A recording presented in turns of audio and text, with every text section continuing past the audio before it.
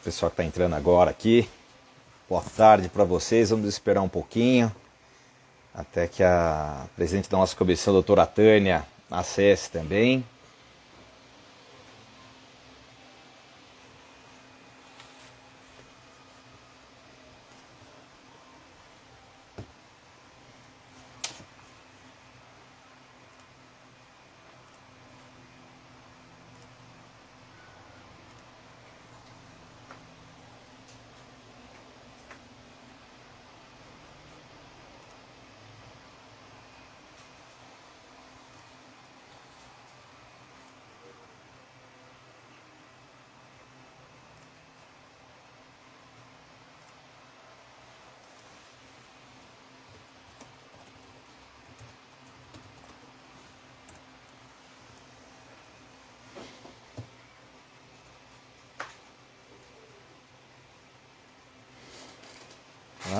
Hoje a presidente da nossa comissão, a doutora Tânia, vai poder, talvez pela primeira vez, aí, experimentar um pouquinho do outro lado, né?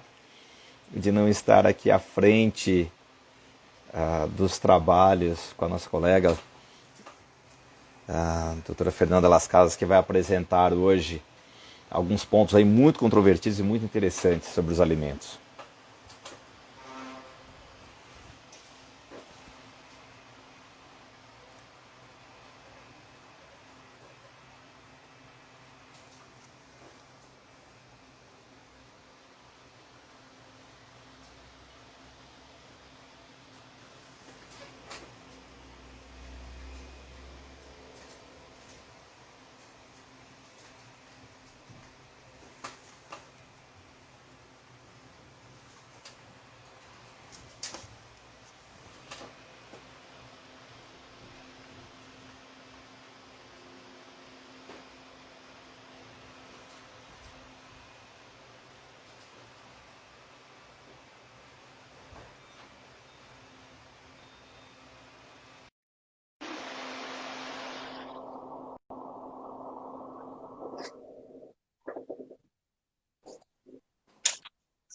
Olá, doutora Fernanda, Tudo bom? tudo bem? Tudo bom, graças a Deus, tudo bem. E você? Tudo bem. Deixa eu ver aqui se eu ainda tenho Tá alguém. bem? Me Eu tô escuta te ouvindo bem? bem. Sim. Então tá bom. Deixa eu ver Então, aqui se falta alguém aqui ainda para a gente autorizar a entrada. A doutora Tânia havia comentado comigo que ela entraria, daria um oi para a gente e depois ela deixaria os trabalhos transcorrerem, né? Pode ser que ela tenha tido alguma faz o seguinte, eu dificuldade. vou sair para eu poder entrar. Então tá bom. Tá bom? Mas na sequência, se ela não estiver, eu já te chamo de volta, tá bom? Continuo te assistindo, mas eu espero ela entrar. Até já. Tá legal. Até já.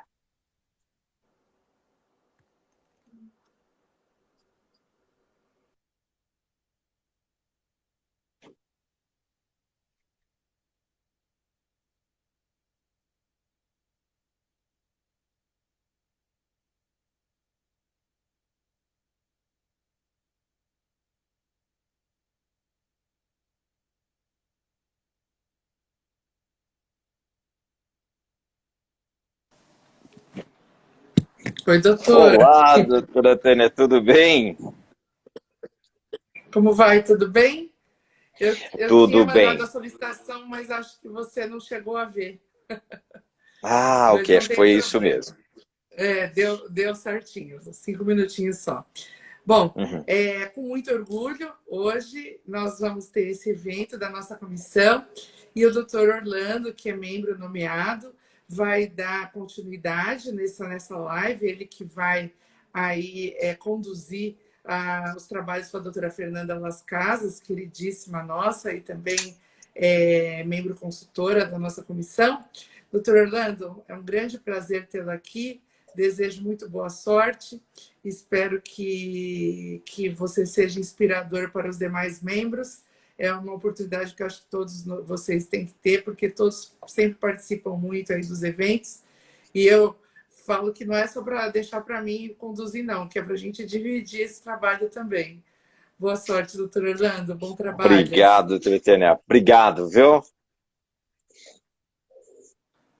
Deixa eu chamar aqui, então,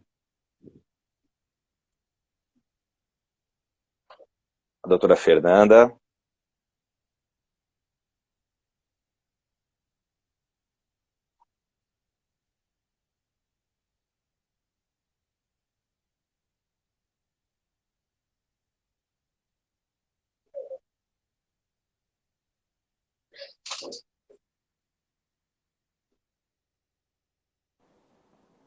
Olá, doutora Fernanda, tudo bem? Agora sim? Tudo bem, e você? Tudo bem. Você precisa abaixar só um pouquinho, talvez, o seu... Eu Ou vou levantar um pouquinho levantar sua aqui o câmera. meu celular. Espera Tá. um pouquinho. Melhorou? Deixa eu te ver de novo aqui, que você ficou fora da câmera.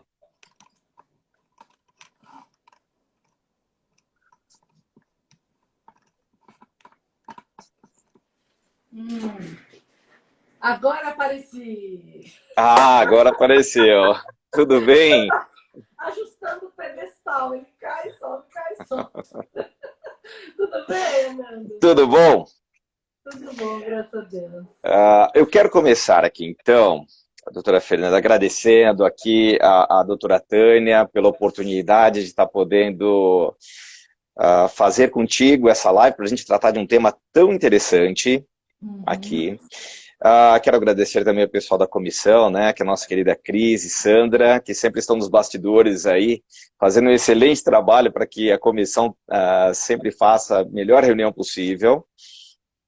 Eu acho que é interessantíssimo começar lendo aqui o currículo da nossa querida doutora Fernanda Las Casas, não é, para o pessoal? Mas eu faço questão, olha só. Mestre em Direito pela Faculdade FADISP, pós-graduado em Direito de Família, editor da revista científica Legal e Science, é legal pegar um pouquinho, professora da Universidade de Santos, pós-graduada aqui pela ESA, professora também em outras faculdades aqui, com curso de MBA na Universidade Metodista de São Bernardo do Campo. Enfim, para passar um pouquinho aqui do que temos aqui a respeito do seu currículo e principalmente que é uma pessoa da nossa Comissão de Direito de Família de São Bernardo do Campo e sempre tem ajudado muito, né, a comissão. E hoje a gente traz esse tema aqui que ele é muito interessante, que é falar um pouquinho dos alimentos na pós-modernidade, né?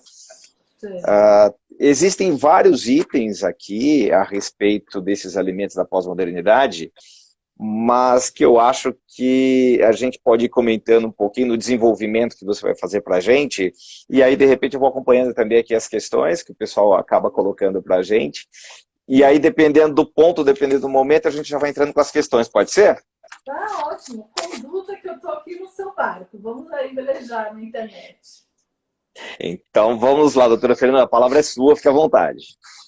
Olha, eu quero cumprimentar todo mundo que está nos assistindo da comissão, todo mundo que está pelo meu canal aqui do Instagram, né? E hoje aí o tema que a gente vai falar são alimentos na pós-modernidade, né?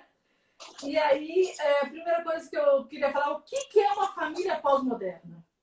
Bom, se a gente pensar, Orlando, como que era vista a família no Brasil até recentemente, porque olha, até a entrada do Código de 2002, o Código Civil atual, a gente vivia sobre um conceito familiar do Código de 16, que é um conceito muito antigo, que vem lá do direito romano, que é do quê? Do pater familias, lembra? Em que o homem era o soberano da casa, ele que administrava e era responsável ali pela família, né? Ele que tinha voz única. Bom, se a gente for pensar que com a Constituição de 88, né, já fazendo um salto histórico, na Constituição de 88 veio aqui o princípio da dignidade da pessoa humana e ainda o princípio da isonomia, que deu igualdade para os cônjuges no casamento, então a mulher e o homem estão no mesmo pé de igualdade na administração do lar e no cuidado dos filhos, isso é um boom no nosso conceito de família. Porque hoje a família pós-moderna, é aquela família formada pelos vínculos afetivos, não somente os biológicos, como era aí no Código 16 do Império Romano. Porque naquela época, o que era a família? Formada pelo casamento, e os filhos eram os filhos biológicos reconhecidos. Os adotivos não tinham os mesmos direitos dos filhos biológicos, certo? Com a Constituição de 88, ela proibiu qualquer discriminação entre os filhos. Então, nós temos o quê? Uma igualdade de tratamento entre os filhos. Aí a gente pensa, a família pós-moderna é aquela família formada pelos vínculos afetivos e que proíbe a discriminação entre os filhos. O que acontece quando a gente fala formada pelos vínculos afetivos? É que ela não é apenas vista como uma família formada pelo casamento. Então, a gente tem a família formada na união estável, uma família anaparental, né? 2 pessoas ali, às vezes a mulher com seus filhos, porque era muito difícil essa mulher ter a proteção jurídica do bem de família. Se ela vivia, ela e os filhos, ela não era vista como uma família, né? Na questão jurídica. Temos a família mosaico, que é aquela família formada pela dissolução de outros vínculos familiares. Então, a mulher com os filhos do primeiro casamento, o homem com os filhos do primeiro casamento, se juntam e moram juntos, formando um novo contexto familiar, em que aqui temos a socioafetividade, que para quem é leigo, não é da área, socioafetividade é o quê? É a formação dos vínculos familiares pelo afeto, né? E isso é tão forte hoje que já temos decisões nos tribunais superiores em que é possível retirar do registro de nascimento o pai biológico e colocar no lugar o pai socioafetivo. Isso é um boom, né? A gente nunca imaginou isso, porque eu aprendi na faculdade, eu sou do Código 16, Orlando. Não sei se você se formou nessa Também. época. Também? Então, Também. você se lembra que falava que fica para sempre, que não tem como destituir, na verdade? E É isso aí. agora, o valor jurídico do afeto na família pós-moderna é tão forte que ele é capaz de romper o vínculo biológico. Então, eu já tenho no escritório várias demandas nesse sentido. Em destituição daquele pai que só registrou e nunca apareceu nem para dar um parabéns no aniversário, não estou nem falando de alimentos, parabéns para o pai que estava ali, que não tinha ali, não doou o seu material genético, mas doou todo o seu amor e o seu tempo, que é o que tem mais precioso. Então, essa é a família pós-moderna. Nessa família pós-moderna, a gente enquadra nela todos os deveres e direitos que já tinham na família anterior. Ou seja, que a gente está tratando aqui nessa live, que a gente vai falar de questões práticas de direito de família, que são os direitos de alimentos. E olha só, como o mundo mudou, e a gente estava até conversando, né, Orlando, um pouquinho antes de começar a live, né, falando dos bastidores aqui, pessoal. A gente estava conversando do que é família pós-moderna. Gente, o mundo muda tão rápido, ele já era assim antes. Agora está tão rápido que a gente já... Se antes a lei já não acompanhava, a jurisprudência já está ficando para trás. Né? Então, a família ela vai se formando dia a dia, e vai se formando novos contextos familiares. Você vê a reprodução assistida, que a gente tem aí, né, que é um termo que eu gosto muito. A reprodução assistida, ela vem, desde os anos 80, ganhando uma força tão grande que aumentou a possibilidade de casais acessarem esses meios de reprodução assistida em 500% de lá para cá. Ou seja, o número de famílias que podem ter filhos gerados ali para aquele sistema que a mulher engravida ou uma barriga de aluguel, deu essa possibilidade, o que antes não tinha, era apenas pela adoção ou então eram aqueles filhos do afeto mesmo. Isso tudo vai ter, com certeza, consequências jurídicas nesse sentido. Mas fala você também, Orlando, se você só fico eu falando. Você sabe que vale a pena colocar um pouquinho, sim, de ingrediente nessa situação, porque, assim, hoje, as mulheres, com essa emancipação da mulher, realmente, depois de 88 para cá, e estamos numa crescente ainda, a mulher ela não chegou ainda na igualdade, mas ela vai chegar e vai chegar em pouco tempo. Mas o que a gente vê hoje, por exemplo, quando a gente fala do preço dessa igualdade, por exemplo, mulheres hoje com mais de 35 anos já estarem preocupadas realmente em congelar os óvulos, não é? Uhum. Para uma fertilização mais tarde na vida, e até porque não um casamento mais tardio, porque antes, nossa, da nossa história, como você falou um pouquinho, pegando lá para o Código 16, as pessoas nascidas na década de 40 se casavam com 13, 14, 16 anos de idade. Hoje, uma mulher com 30, 35 anos, de repente, ainda não encontrou a Não pessoa, pensa. É, não é? Ou não pensa nisso. gente, eu estava até conversando aqui com meu marido sobre isso. Eu falei, olha, hoje essa questão da família monogâmica, que a gente sabe o princípio da monogamia, que está na legislação, e que é o que a gente aprendeu que tem de valor na nossa sociedade cultural, casamento entre duas pessoas. Gente, até esses valores eles estão mudando para essas novas gerações, porque elas não pensam em se casar. E elas falam, por que eu tenho que amar uma só pessoa? Para a gente é algo estranho, porque a gente cresceu e nosso DNA já vem com isso. Mas e o futuro dessa família pós-moderna? Será que teremos famílias aqui o poliamor com 3 pessoas? Não sei. Olha quanta coisa já mudou de lá para cá. A gente já tem uma união estável homoafetiva, né? Em 2011 já teve reconhecimento. Quando a gente diria isso? Apesar de homossexualismo já existia, ó, tem mitos aí gregos antigos que já falavam sobre isso, não é? Então, a gente está sempre nesse sentido, né? Correndo atrás. Mas... E como a gente vai entrar nos alimentos, e vale até a pena a gente estar fazendo essa pequena introdução antes, não é? Eu vejo uma coisa no meu dia a dia da advocacia, Fernanda, que é muito forte, que é assim, as pessoas, tudo bem, elas se permitem essa evolução toda. Mas na hora que dá o problema, todo mundo ainda quer se apegar um pouquinho aos princípios e valores antigos. Ó, deu problema, eles falam, olha, não, mas não pode, né? Mas não pode, né, doutor? Olha, peraí. Agora a gente está no momento dos extremos, realmente, que é um momento realmente dessa mudança tão grande, né? Como é que eu vou começar a pensar o direito, né?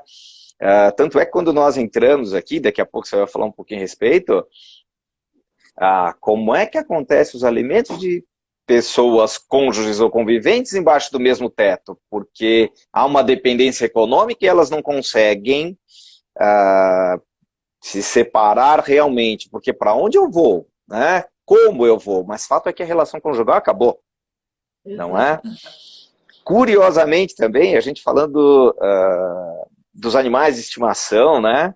Também, poxa vida, agora na pandemia, os pet shops eles foram reconhecidos como essenciais e eles não fecharam, muito pelo contrário, as vendas aumentaram tanto que muitos donos de pet shops aí não tinham sistema para poder atender a demanda. Sistema, né? Para não deixar ninguém na fila. E isso foi um problema, vender demais, né? E como é que o direito olha para isso? Como é que, se você quiser entrar nesses pontos aí, poxa vida, acho que a gente já falou um pouquinho aqui da introdução, que foi bem legal, e a gente tem ainda para falar de violência domésticas, as obrigações avoengas, quer dizer, vai ter bastante coisa aí que a gente vai poder falar agora nessa pós-modernidade, que enfim a gente não entendeu ainda o que ela é de verdade, não é? Mas fato é que ela mudou muito rápido a ideia, principalmente começa assim, de família, né? Eu vou começar falando dos animais domésticos, foi onde você, né, parou aqui. Tá. Animal doméstico, hoje, a gente já não vê mais como aquele bicho que fica no quintal para proteger a sua casa. Ele já é visto quase como um membro da família, né? Tem festa de aniversário para pet, cerveja assim para pet, bolo para pet. É um mercado super rentável. E por que é rentável? Porque as pessoas estão optando em ter menos filhos ou ainda não ter filhos, porque elas preferem dedicar o seu tempo para a sua vida profissional, aonde elas se sentem plenas. Eu acho assim, se a pessoa é feliz em não ter filhos e ela tem consciência disso, tá ótimo, porque ela também não vai prejudicar ninguém que nasça sem ela ter tempo para dar, né, amor e atenção. Então, essas pessoas que não têm filhos, quem elas se dedicam? Para os seus pets, para os seus animais. E muitos casais jovens se casam e falam, vamos ter um pet? Porque a gente nem se preocupa com o filho, vai ser o nosso filhinho. Eles falam, nosso filho, tarará.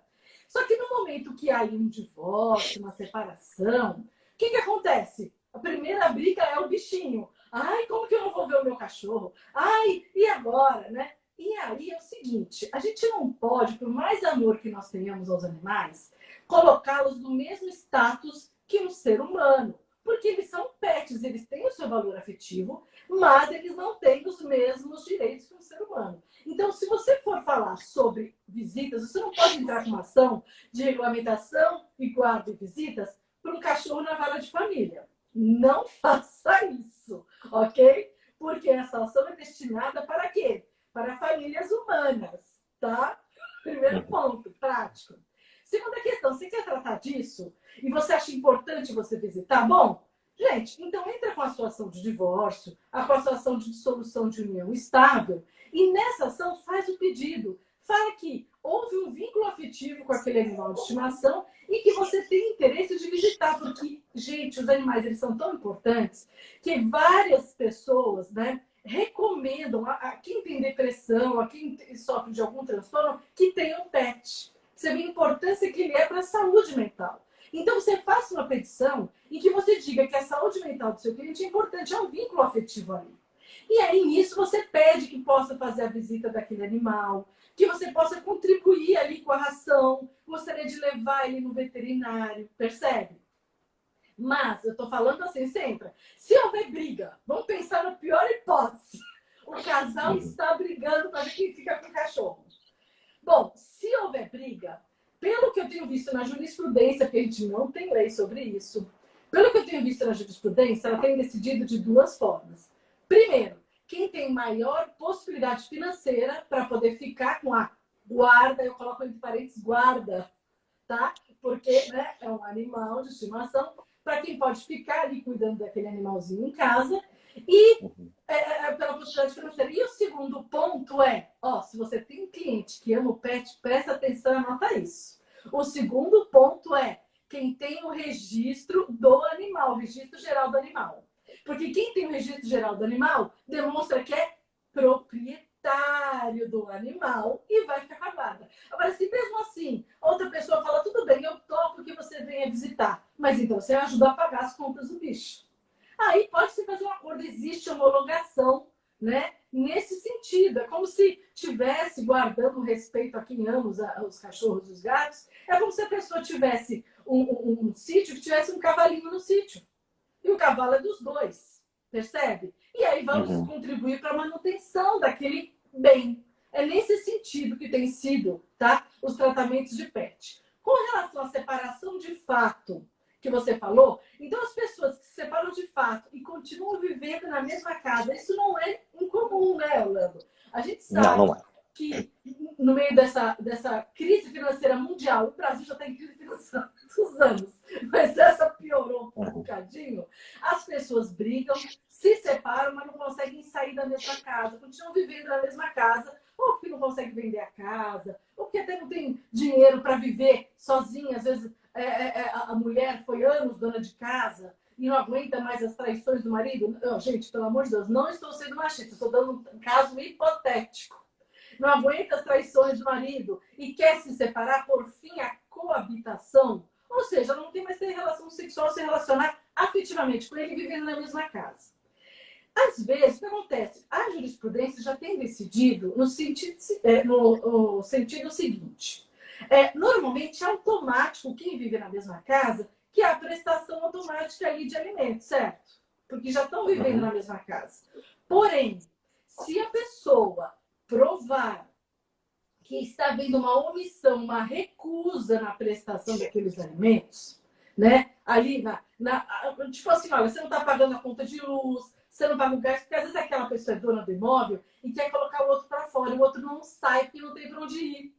E aí ele começa, não paga luz, não paga telefone, não paga água, não é isso que acontece? Às vezes tem casos terríveis nesse sentido. Quando acontece isso, gente, um dos deveres do casamento é a prestação mútua da assistência moral e financeira. Então, se uma das pessoas não está cumprindo esse dever, isso aí, por si, já é a demonstração da quebra do vínculo conjugal. Então, a pessoa pode entrar com essa ação, pedindo alimentos, vai ter que provar que há esse vínculo, mostrar as contas atrasadas e falar, olha, eu normalmente não tenho a menor condição, ou porque está com depressão, porque, gente, a violência doméstica não é só aquela visível, os roxos, os hematomas, é a psicológica também. A vítima da violência doméstica, por vezes, ela sofre violência psicológica e não sabe que está sofrendo, porque ela se sente um nada. Ela é incapaz de sair para vai ver, porque ela acha que não tem capacidade para nada. Então, até ela se readequar ao mercado de trabalho e tentar, sei lá, fazer bolo para fora, qualquer coisa que traga dignidade e condição financeira, ela vai precisar de uma assistência daquele ex-cônjuge. Então, é possível sim a prestação de alimentos. Ela só vai ter uma dificuldade de provar essa omissão, essa recusa, tá? Aí vai ter que ser através de contas atrasadas ou não. E se for em casos de violência doméstica, já emendando o assunto, Orlando. Então, a mulher saiu de casa em decorrência de uma violência doméstica que ela sofreu e normalmente ela foge, ela tem que sobreviver. Larga tudo para trás. Olha, eu já tive casos que a pessoa saiu sem levar documento, com a roupa do corpo, descalça, com desespero, sabe?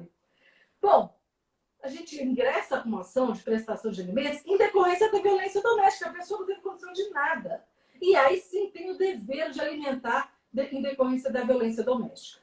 No caso de ex-cônjuge, então aí você também falou no caso de divórcio, não foi, Orlando? Você falou, e para pessoas que já estão separadas, divorciadas? Gente, nós temos duas correntes. Eu já tô risada. Que bom, são só duas, né? Eu já estou risada porque eu falo duas correntes. Bom, a gente tem a corrente da professora Silmara Quinelato, que ela fala o seguinte, que há o dever da prestação de alimentos, mesmo em caso de divórcio, uma vez que resiste àquele divórcio o dever de solidariedade, tá? E que se aquele cônjuge, mesmo que ele se encontrar em caso de penúria por culpa dele, então vamos imaginar que é um cônjuge alcoólatra, é um cônjuge com vício em drogas, e aí por conta de perder emprego, tá na rua, né? E ele necessita de alimentos para viver, porque esses alimentos para viver são os alimentos naturais, aqueles básicos.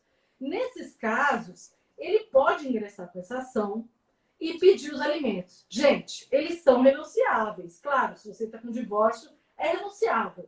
Mas em caso de extrema necessidade, ele não tendo nenhum parente para poder pedir, porque ele tem que pedir primeiro para os parentes, porque ele já quebrou o vínculo, né, de parentalidade se houve o divórcio, né?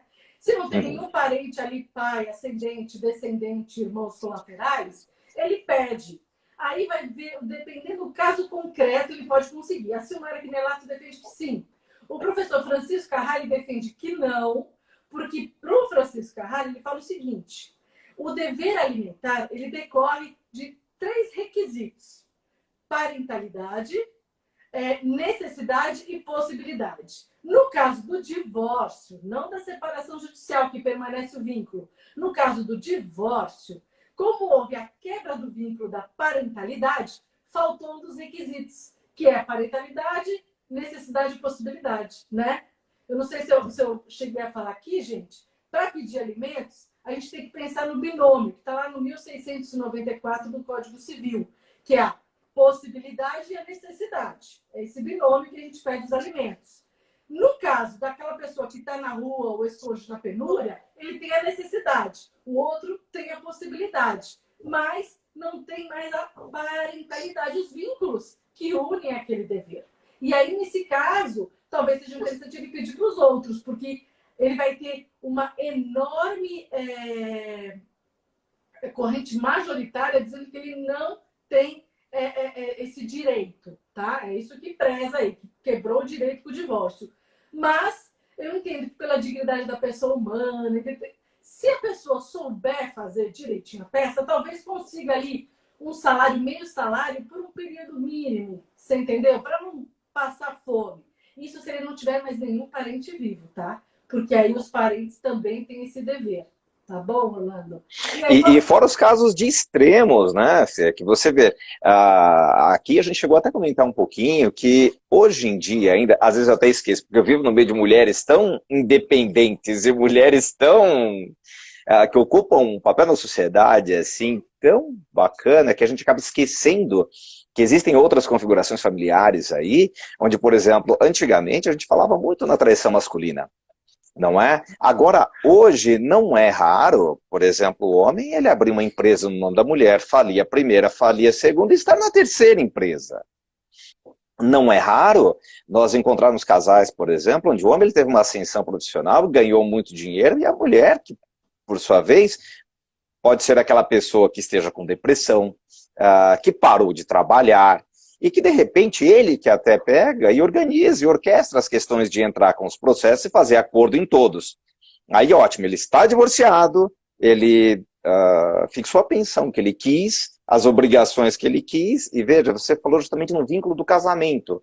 Quebrou o vínculo do casamento e aí ela não tem mais nem, pelo menos por uma visão um pouco geral, nem a possibilidade de pedir os alimentos, né? E isso acontece muito nessa atualidade, Fraude, né? né? Você está Essa citando a fraude. fraude, né? Então, você citou duas coisas interessantes: a infidelidade e a fraude. Ó, vou falar da infidelidade primeiro. A infidelidade, já houve uma decisão recente falando sobre ela. A infidelidade é causa para perder o direito aos alimentos. E eu digo em que sentido? Por exemplo, a pessoa está no meio do processo do divórcio ou da dissolução da união estável. E aí, no meio daquele processo, a gente não está discutindo culpa. Lembra? A emenda 66 de 2010, ela retirou a possibilidade de discutir culpa no casamento, né? No fim do casamento. Mas a gente está discutindo o fim da relação. E aquele cônjuge que não cumpriu o dever de fidelidade, que está no Código Civil, ele está pedindo alimentos, porque ele precisa dos alimentos, vamos supor. Gente, quem descumpriu o dever de fidelidade não tem direito a alimentos. Olha só, nem os compensatórios, porque hoje há uma tendência na jurisprudência a não conceder alimentos com o fim do casamento. Essa é uma tendência para esse cônjuge, né? Por quê? Porque eles entendem que dentro do princípio da isonomia, que homens e mulheres têm direitos iguais e que essa igualdade formal da Constituição Federal já acontece aí como se fosse igualdade material. E você mesmo falou que não acontece. Eu concordo com você. Não acontece. Mas vamos supor que esse cônjuge entra com essa ação. Peça alimentos. Ou então, melhor, você falou que o homem traiu, aí houve o fim da relação e ele quer estipular os alimentos e tudo porque ele que paga o advogado, não é isso? E ele Sim. quer fazer tudo do jeito dele. Gente, por isso que eu penso o seguinte, tem que tomar muito cuidado quando a gente vai fazer uma ação de divórcio consensual. Por quê? Você tem que ver se você realmente está atendendo os dois clientes, não só. Porque aí é uma questão de fundo ético seu, né? Você realmente está atendendo os dois? Ou você está fazendo tudo que um quer e o outro não está pagando seus honorários? Né? Isso é uma questão complicada.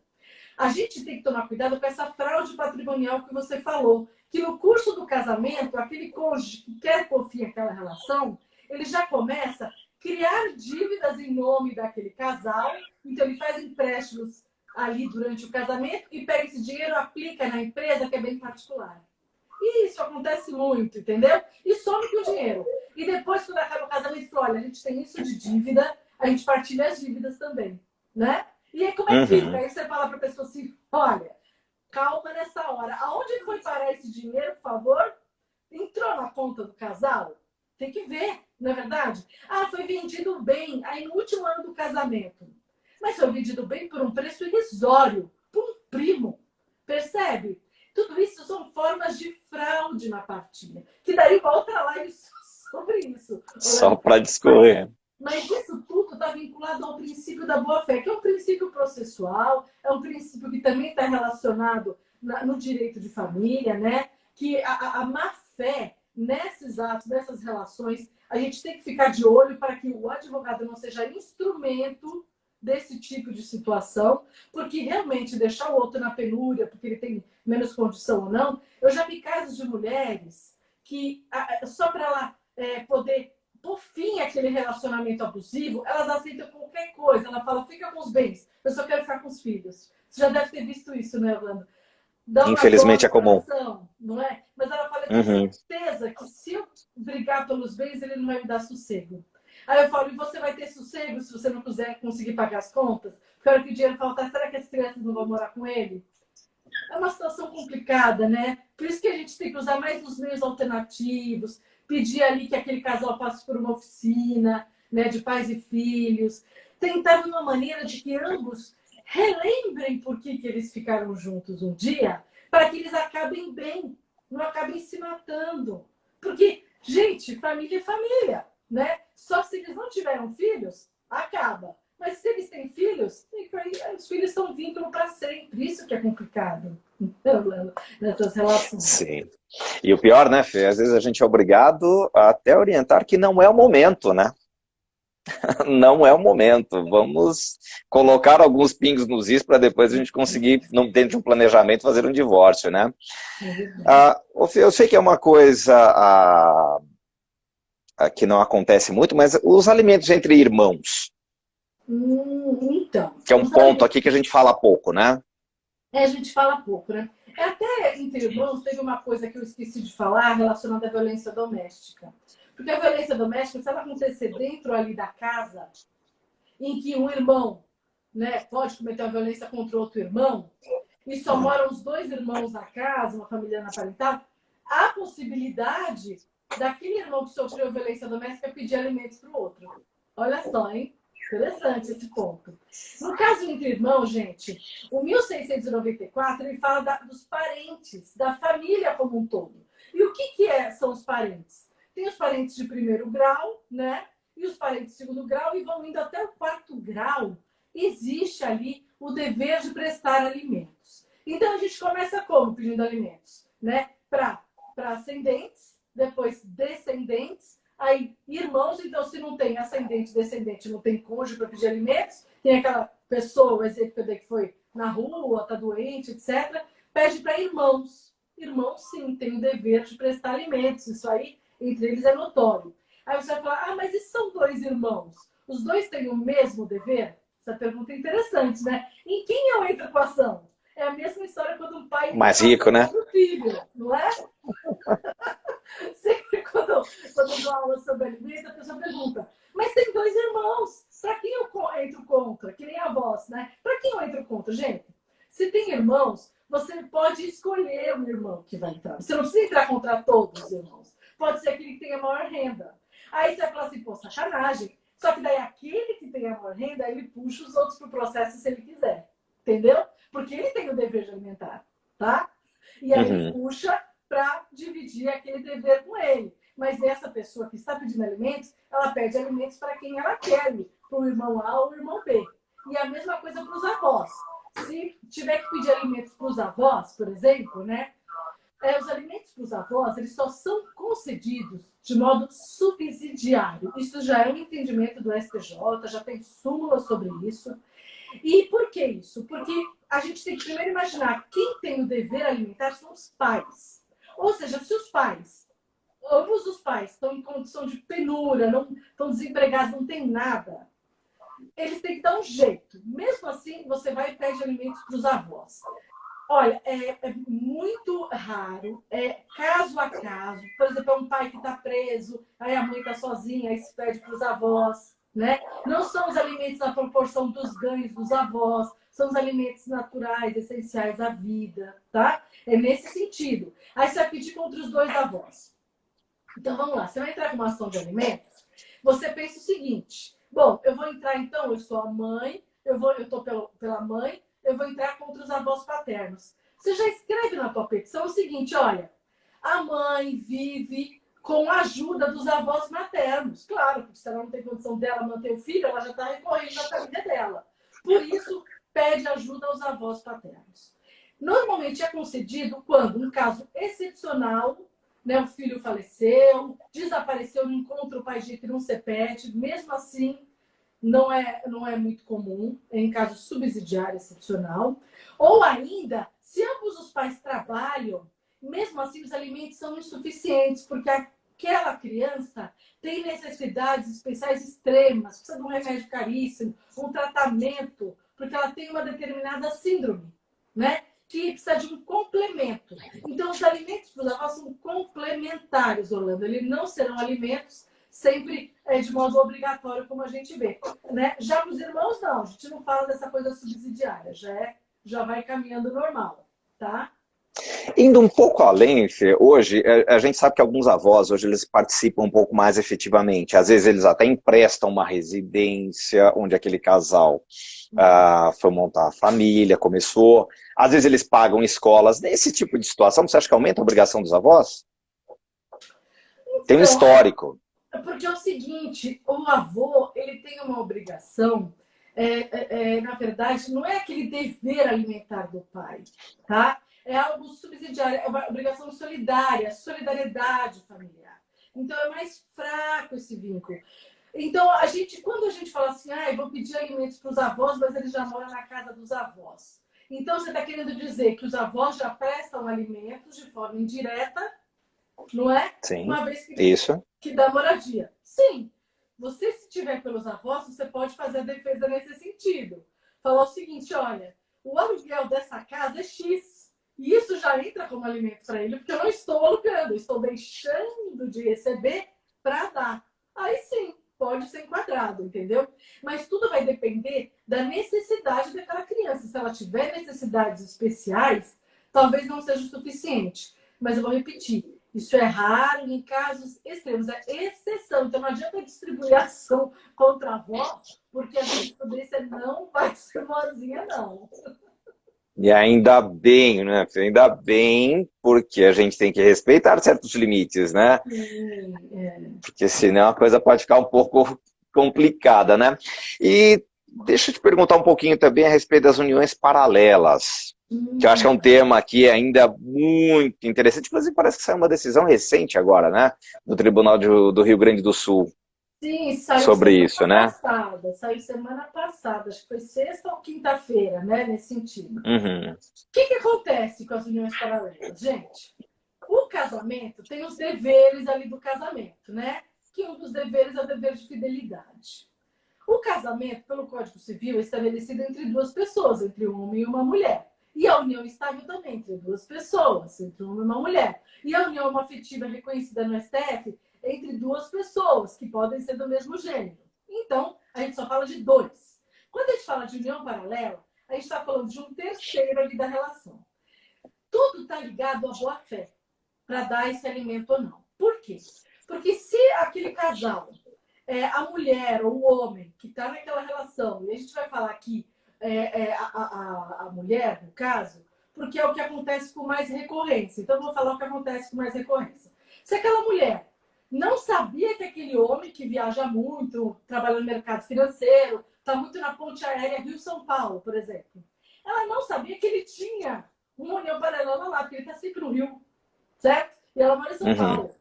E aí aquele homem, de repente, vem a falecer, e aí aquela família entra junto no espólio para pedir os filhos, como eu já falei, que tem aquela proibição da discriminação entre filhos, eles vão receber igualdade. Mas e a pensão por morte para as duas mulheres? Olha lá que tem sido entendimento. Está tudo pautado na boa-fé. Se aquela mulher não sabia da existência daquela relação e ela cumpriu o seu dever ali, aquela relação é uma relação paralela que não tem nada a ver com casamento. Então, nesse sentido, os tribunais têm falado o seguinte, olha, pelo princípio da boa-fé, a gente não pode conceder isso a alguém que está fora do casamento. Esse caso que aconteceu semana passada no Rio Grande do Sul, eu vou até procurar aqui esse acórdão, eu não tive tempo de procurar o acórdão ainda para eu ler, que eu adoro ver como que eles chegaram nesse raciocínio. Nesse acórdão foi concedido os alimentos, mas pelo pouco que eu vi da notícia que saiu, que só saiu a notícia, né? A notícia falava o seguinte, Orlando, falava que naquele caso específico, a mulher sabia que o homem tinha essa outra relação paralela. Que ela tinha essa família. Por isso que eu falo do, será que é poliamor? O que será que é? Você entendeu? Olha aqui como uma situação concreta. Ou seja, o homem sempre deixa claro para ela, quando eu estou lá, eu estou com a fulana. Quando eu estou aqui, eu estou com você. Te falta alguma coisa?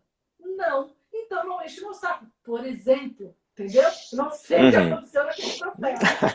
Mas o que está boa-fé? Ou seja, a mulher sabia daquela relação, a outra conseguiu provar que ela sabia da relação e consentiu. Ah, se você consentiu que aquela pessoa tinha um outro união lá fora do casamento, ou seja, duas uniões estáveis, enfim, você consentiu, é o que a gente brinca, né? O combinado não sai caro.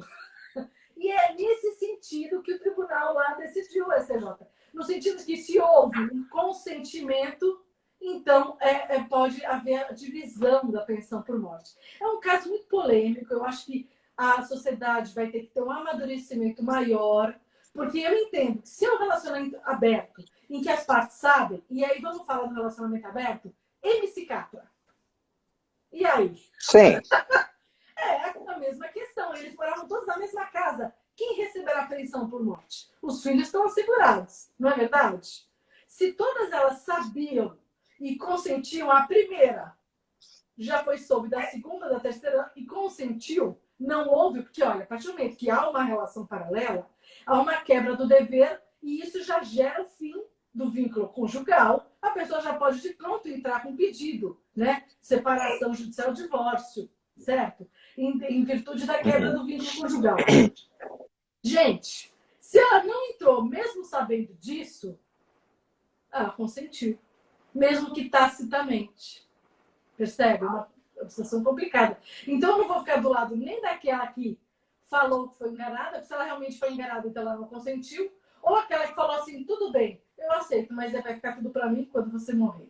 A gente não sabe nem, Orlando, se nesse caso houve um testamento em que essa pessoa deixava alguma coisa para essa outra consorte, entendeu? É tudo muito complicado. A gente está imaginando o que aconteceu. Mas uniões paralelas, a gente pensa que a princípio não tem, porém, se há um consentimento dentro da boa-fé ali, pode ser que venha a ter o direito. O direito é subjetivo, né? De natureza como ser humano. E principalmente o nosso direito que a gente trata aqui, né, Fê? Porque veja só, o casamento, ou a relação dentro da família, ela é uma relação de obrigação. Ela é uma relação civil. E eu costumo diferenciar uma relação civil de uma relação de família, porque na relação de família, inclusive, isso é um cuidado tremendo que a gente tem que ter, porque aqui as pessoas, elas aparecem desarmadas. Uhum. As pessoas, elas celebram um contrato, seja ele solene do casamento, ou seja ele informal de uma união estável, que gera obrigações inclusive futuras, que não dá para imaginar direito qual o alcance dessa obrigação, mas elas se entregam. Elas não olham para aquilo como se elas estivessem celebrando um negócio jurídico, e é um negócio jurídico. Sim. E muitas vezes um negócio jurídico, quando você para pensar, já se decorreram 10 anos, 15, 20 anos, aí você lembra de você aos 30, mas você tem 50. E como é que a gente faz agora? Será que não tem responsabilidades? E aí eu achei muito interessante te ouvir em todos esses pontos aqui que a gente tocou, porque a gente tem que tomar muito cuidado aonde a gente vai mexer. Qual que vai ser o ponto que vai dizer pra gente que tem a responsabilidade ou que não tem a responsabilidade? Não é? E a gente está vendo aí um momento hoje de muitos realmente extremos, né? A gente tá vivendo um momento que eu acho que é bacana, a gente está mostrando muita coisa que antigamente ficava escondida, e ao mesmo tempo a gente está enfrentando coisas muito novas, né? E olha só, o fato da emancipação das mulheres, indo para o mercado de trabalho, sendo empreendedoras também, isso mexeu demais com a sociedade, né? Abalou muito. E aí a gente vê a mulher hoje empreendedora, não tendo filhos, aí você vê a importância dos pets, aí você vê a importância da socioafetividade, porque eu não vou ter filhos, mas eu aceito. Um relacionamento mais tardio, normalmente você vai encontrar uma pessoa que às vezes já teve uma história, já teve uma família, já vai trazer filhos, e aí você acaba adotando aqueles filhos socioafetivamente, e a vida segue, né? Então olha quanta mudança, né? Na verdade, a gente está num momento tão acelerado que só vão tirando os véus. A gente está tirando véu. Tudo já existia. É que ninguém assumia. Já sempre existiu uniões paralelas, sempre existiu homoafetividade, sempre existiu filhos fora do casamento, sempre existiu madrastas cuidando de filhos como se fossem seus, tias que cuidavam de sobrinhos como se fossem filhos, não é verdade? Uhum, sempre. A diferença é que agora parece que a gente está tendo um amadurecimento para colocar os pingos nos is. Olha, esse tipo de relação, e olha só, o que eu acho mais importante nisso tudo é o valor do afeto. É que agora, pela primeira vez, a gente começa a falar dentro da família sobre afeto. Gente, se a gente pegar o Código 16, ele não falava de amor. O amor dava propriedade, né? Aqui a gente já começa eu aprendi assim. Eu também. Então, agora a gente começa a falar do afeto, da importância do amor. O amor que, para o direito, sempre viu como algo, não vamos misturar emoção. Não! Direito de família é emoção, sim. Emoção com boa fé, com ética, com respeito ao outro, com a dignidade da pessoa humana. É isso que é o direito de família. Então, assim, hoje a gente enfrenta desafios porque a sociedade ainda quer guardar ali o seu ranço de preconceito em algumas situações e não quer perceber que outras existiam. Então, ou a gente amadurece para perceber que a vida mudou, não dá mais para viver como antes. Quem quer viver um relacionamento monogâmico? Legal, viva, eu vivo. Eu monogâmico, heterossexual, sou feliz assim. E quem não quer, não viva. Deixe que você fale para o seu parceiro como você quer viver. Olha, eu sou uma pessoa que gosta de relacionamento aberto, eu gosto de me relacionar com homens e mulheres. Você diga ao parceiro. Se a pessoa anui, gente, é a boa fé. A boa fé sempre existiu, ou seja, ninguém está sendo enganado, né? O que não é legal é a gente viver de mentira. Eu me lembro até quando teve aquele problema da AIDS no Brasil, você se lembra? Sim. Esse problema da AIDS, o número de mulheres infectadas pelos seus maridos foi imenso. Imenso. Por quê? Talvez elas sempre soubessem que o marido era infiel, porque havia uma cultura no país do patriarcado em que tinha que se aceitar a infidelidade masculina. E aí, de repente, ele a contamina e ela morre de AIDS. Gente, a gente nem falava de que se o marido contamina a mulher de AIDS, causava uma indenização. Hoje a gente já tem jurisprudência dizendo que se há uma contaminação por uma doença venérea, ou inclusive uma doença como a AIDS, há sim o dever de indenização. Caramba! Então, por que a gente entrou no relacionamento? Para que ter o dever de fidelidade? Não é? Você me fala que não vai ser fiel, que no mínimo a gente vai usar uma proteção maior. Eu penso assim, né? Mas olha a evolução da sociedade. Ou seja, a mulher já está sendo vista, por mais que materialmente, financeiramente, ela ainda ganha 30% a menos que o homem a nível mundial, mas ela já é vista com um respeito maior à sua dignidade, que antes não. Antes, eu digo assim, qual era a moça que era para casar? Né? Aquela recatada do lar. Até mesmo se a gente olhar o estupro de moça honesta era punido, o outro não. Fala, caramba, o estupro no casamento não existia, não se falava estupro no casamento. Então, olha como a coisa já está evoluindo. Mas olha, tudo isso, para alguns está muito devagar, para outros está muito rápido. Nunca vai agradar a todos, né? Ô, Fê, me fala uma coisa, um último ponto aqui que talvez a gente consiga ainda falar a respeito de tios, sobrinhos e primos. Tá. Os tios, sobrinhos alimentos. Alimentos. Os tios, sobrinhos e primos, como eles também são parentes, têm o dever alimentar. Mas aí a gente vai seguir, pelos graus, tá? Primeiro, a gente fala que vai até o 4º grau, não passa de primos. Então a gente começa com tio. Daí, se o tio, não temos tio para pedir alimentos, vai para sobrinhos, não tem sobrinhos para pedir alimentos, aí você chega nos primos e para. A Maria Berenice Dias, ela fala que isso tem que ser ampliado, que família é um todo, que poderia pedir para mais. Já a gente tem... É verdade, é interessante. Já a gente tem o... Ai, gente, qual é o nome dele que ele fala? Agora esqueci. Ele estava agora em São Bernardo conosco. O... que palestrou por último lá, gente. Eu não quero falar... Sim, eu sei quem é. Estava junto com o Maia. Não foi junto com o Maia, não. Então... Ai, gente, escreve nos comentários aí quem é que estava palestrando por último. O Rolf?